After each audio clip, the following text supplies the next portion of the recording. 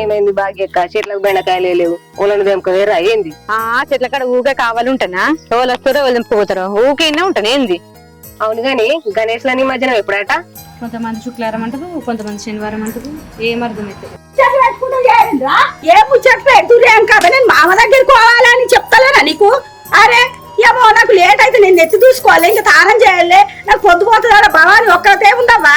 తెంపుతున్నాం కదనే. ఏం చెంపుడో ఏమో చెప్పన, కూర అండాలి చెప్ప బెండకాయలు లేనట్టున్నాయి. మరేమన్నా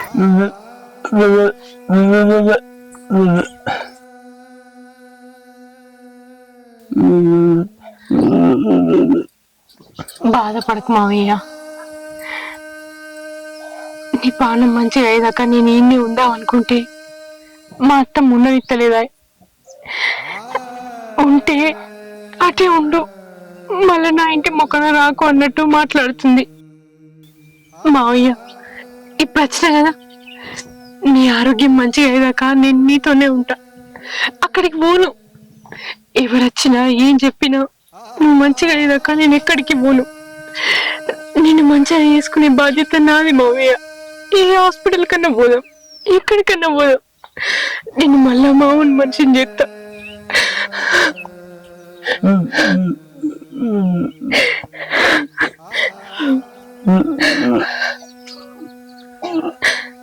నువ్వు బాధపడకు మావయ్య, నువ్వు అనేది ఏందో నాకు అర్థమైంది. నా కోసం నువ్వు ఎందుకు ఇన్ని తిప్పలు పడతావు? నీ ఇంటికి నువ్వు పో అంటావు అంతే కదా. నేను పోను మావయ్య, నేనే జీవితం అనుకుని బతికిను. నువ్వు ఈ పరిస్థితులలో ఉండగా నా జీవితం నేను ఎట్లా చూసుకుంటా మావయ్య? నువ్వు మంచిగా అయ్యేదాకా నేను నీతోనే ఉంటా. నువ్వేం చెప్పకు మావయ్య, నేను ఏడికి పోను, నేను ఈయనే ఉంటా.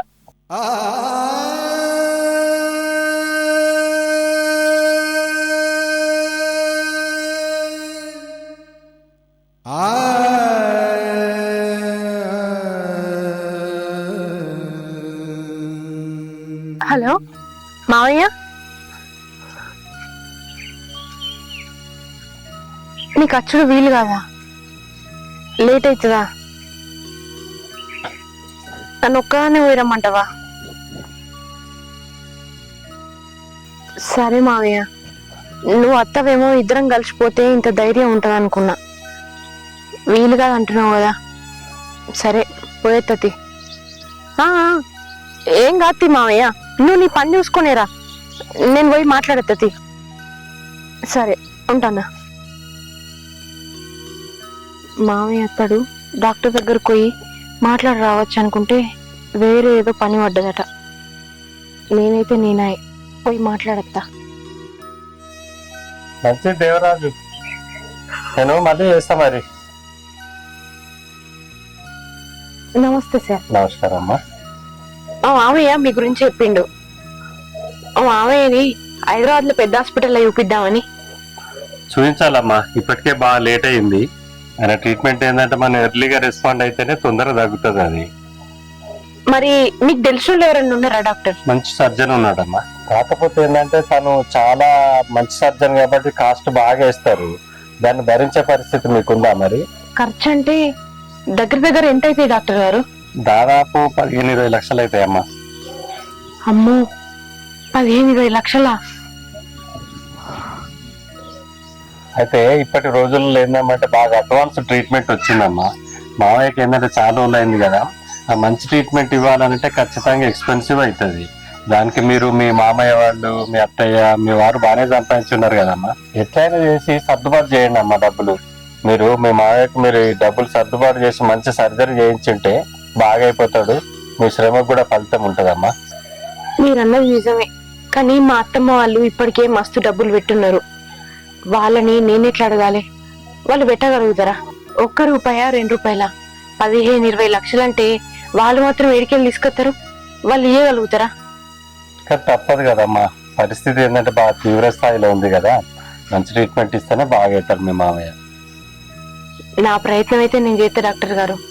ఈయనైతే చెకప్ కి రండి. ఓకే అమ్మా, నేను వచ్చి చూస్తాను. హలో, ఏం చెప్తున్నారా? ఎప్పుడు వస్తుండ్రు? ఏమో మీ అత్తుడేందో పోకడేందో. నడిపోడు అంతకున్నాడు, నువ్వు ఇంతకున్నావు. చెప్పండి రాండ్రిగా. సరే సరే.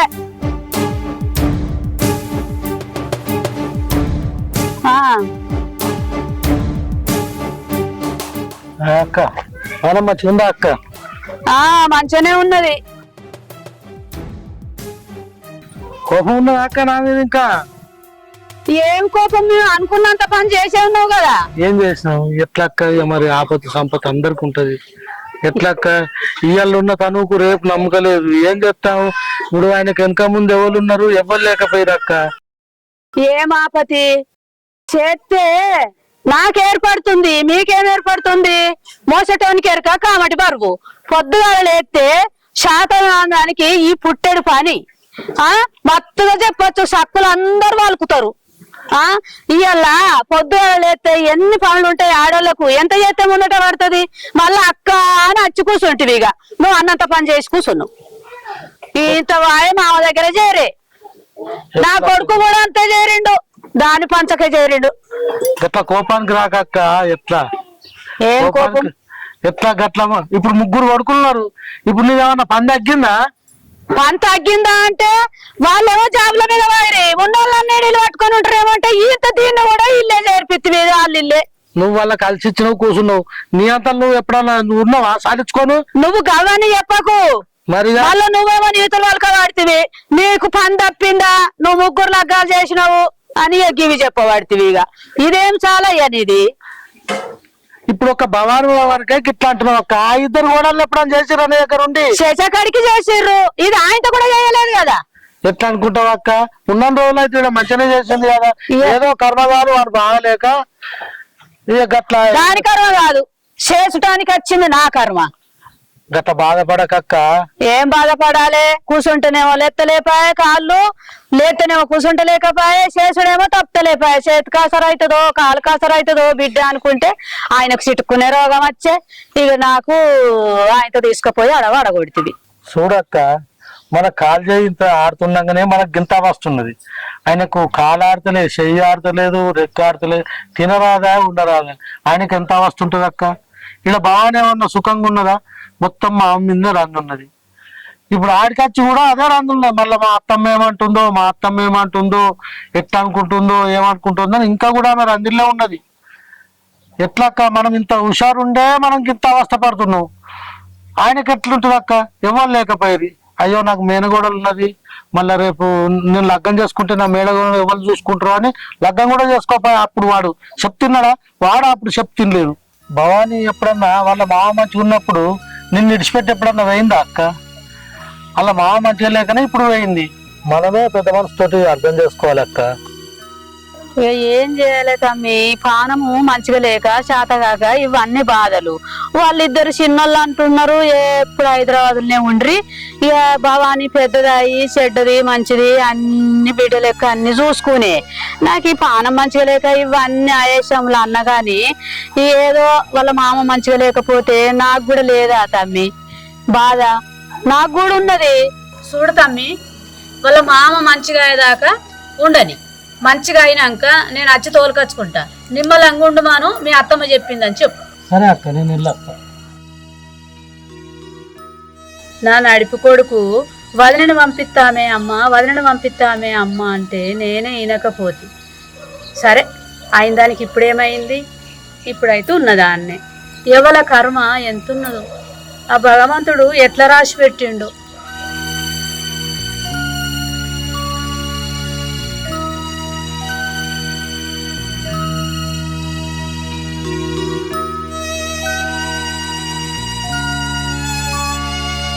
భవానీ మామయ్య బాగున్నాడమ్మ. మీరు కంగారు పడాల్సిన పరిస్థితులు ఏం లేవు. మామయ్య ఆ రోజు పడిపోతూ వచ్చి చూసినా కదమ్మా, అప్పటి నుంచి రెగ్యులర్గా చెక్ చేస్తూనే ఉన్నా. అప్పటికంటే ఇప్పుడు చాలా మెరుగైపోయాడు. మీరు భయపడాల్సిన అవసరం అసలు లేదమ్మా. అలా అని ఇట్లనే వదిలేస్తే కుదరదమ్మా. నేను ఇందాక మీకు చెప్పినట్టు మీరు డబ్బులు అరేంజ్ చేసుకుంటే హైదరాబాద్లో మంచి ట్రీట్మెంట్ ఇప్పిస్తే పూర్తిగా రికవర్ అయిపోతాడమ్మా. నువ్వన్నా కొంత ధైర్యంగా కనబడుతున్నావు అమ్మా. మీ చిన్న మామయ్య అయితే మరీ పిరికాయలు ఉన్నాడు. ప్రతి క్షణం వచ్చి ఇట్లయితుందన్న అట్లయితుందని చెప్పి ఊరికే నన్ను డాక్టర్ గారిని అని చెప్పి బాగా సతాయిస్తుంటాడమ్మా. పేషెంట్ దగ్గర ఉన్నోళ్ళు మీరే ఇంత ధైర్యంగా లేకపోతే ఆయన ఎట్లా కోలుకుంటాడమ్మా? ఎప్పుడైనా కానీ మనం ధైర్యంగా కనబడితే మనల్ని చూసి వాళ్ళు కూడా ధైర్యం తెచ్చుకొని బాగుపడతారు.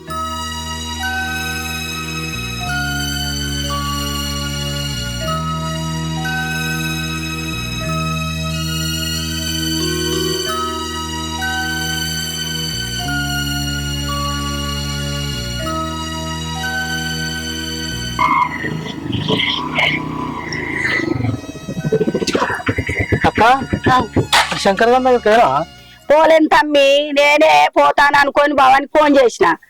ఇక మీరు రాకుండ్రి నేనే చూసుకుంటా మావని అని అన్నది భవాని. నువ్వేట వచ్చినావు తమ్మి?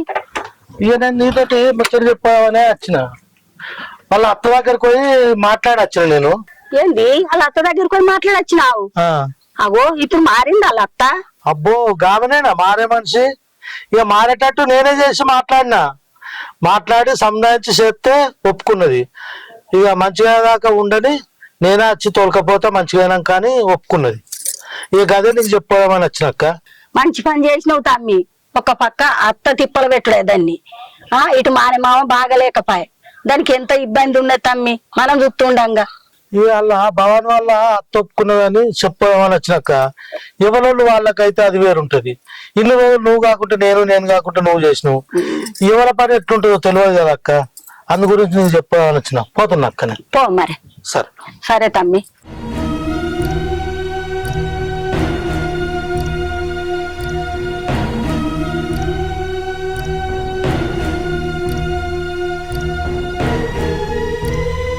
భవాని మామయ్య ఏదో పనున్నా అంతేను. మీ అత్తమ్మ దగ్గరికి పోయినరా నీ గురించి మాట్లాడడానికి?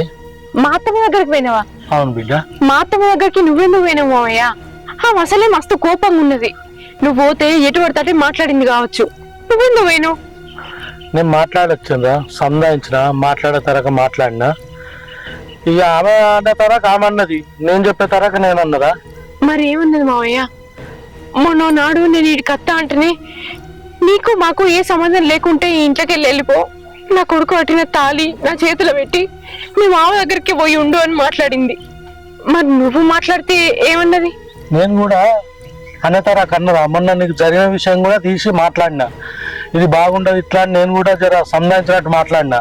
ఇక ఆమెకు అర్థమైంది నీ ఇంట్లో కూడా జరిగితే ఎట్లుంటుందని. నేను కూడా ఎత్తుపడిచినట్టు అనే వరకు ఆమె అర్థం చేసుకున్నది, ఒప్పుకున్నది. నువ్వు ఎన్నెన్న రోజులు ఉండొచ్చు బిడ్డ ఇక్కడ మాట్లాడొచ్చిన. నీ మాటలిని అవి మారింది నిజమే అయితే నాకన్నా అదృష్టవంతులు ఎవరు ఉండరు మామయ్య. మారిందా? డాక్టర్ సాబ్ కూడా వచ్చిర్రా? నేను వస్తా.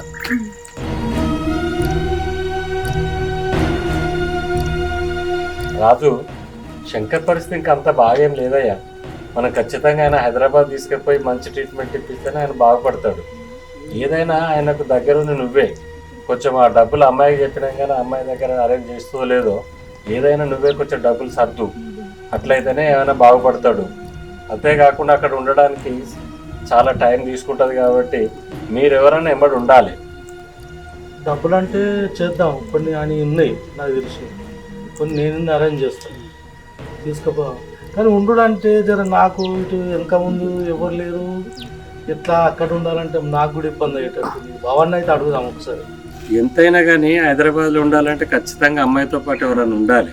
ఎందుకంటే ఏదైనా మందులు తెచ్చేయడానికి కానీ ఫుడ్ తెచ్చేయడానికి కానీ బయట పోయడానికి కానీ ఎవరైనా మొదటికి ఉండాలి.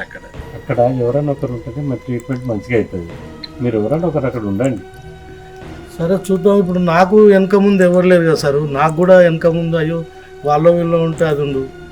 చూద్దాం. మా అన్నయ్య కొడుకు నరేష్ ఉన్నాడు, వాడు నేను ఎవరైనా ఉండేటట్టు ప్రయత్నం చేస్తాం. ఇప్పుడైతే భవాన్ని అడుగుదాం దా సార్, కొద్దిగా అడుగుదాం. భవానీ, భవానీ డాక్టర్ తోటి మాట్లాడా హైదరాబాద్ పోదామని అంటుంది. అయితే అక్కడ ఉండవాలి చెప్తారా ఒక్కడము?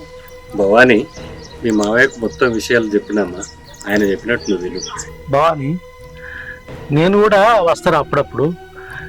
కొన్ని డబ్బులు కూడా అవసరం ఉంటాయి.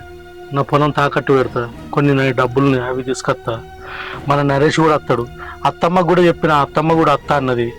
నువ్వు బాధపడకురా, మనం హైదరాబాద్లో ఎవరము తాపుకోవలం ఉంటేనే నడుస్తుంది. నువ్వు పొలం తాకట్టు పెట్టుడేంది మావయ్య? అద్దు, నేనే ఎక్కడో ఒకన్నా సుధరాయించిన పైసలు కానీ నువ్వు పొలం తాకట్టు పెట్టకు. భవాని, మీ మావయ్య పొలం తాకట్టు పెట్టి ఇస్తా అని చెప్పి అంటున్నాడమ్మా. ఆయన మాట విను, ఎందుకైనా మంచిది. ఆయన ఆప్తమిత్రుడు కదా, సహాయం చేస్తా అంటున్నాడు. ఏదైనా గాని ఆయన మాట వినుడే మంచిదమ్మా. రాజు, సంధాయించు. సరే భవాని, నువ్వు రేపు మామయ్యని తీసుకొని నువ్వు నడు. నేను ఎల్లుండి డబ్బులు తీసుకొని వస్తా. మీరు ఆడికి పోయి జాయిన్ అయ్యే వరకు నేను డబ్బులు తీసుకొని వస్తాను, ఎందుకంటే డబ్బులు అవసరం. ఆడికి పోయి ఒకనాడు జాయిన్ అవుడే టైం పడుతుంది. నేను ఒక్కదాన్ని ఎట్లా పోవాలి మావయ్య? నేను కారాయనకు చెప్పినరా, ఆయన తీసుకుపోతాడు. మీరు అడ్మిట్ అయ్యే వరకు నేను డబ్బులు తీసుకొని వస్తాను. డబ్బులు లేనా మనకు పన్నడు బిడ్డ. ఇంత ఇడికే లేట్ అవుతుంది, దినానికి దినమే లేట్ అవుతుంది. సరేనా? సరే బిడ్డ.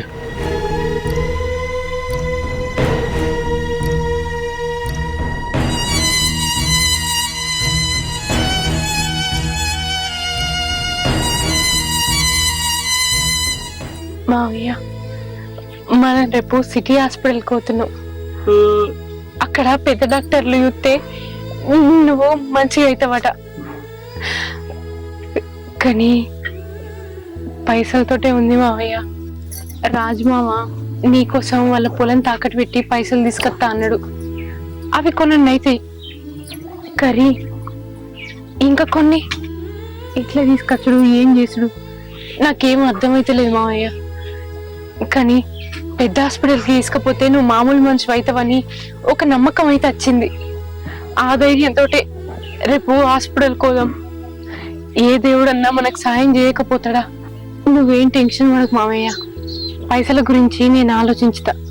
ఎట్లనో అట్లా నేనే ఎన్నన్నా తీసుకొస్తా.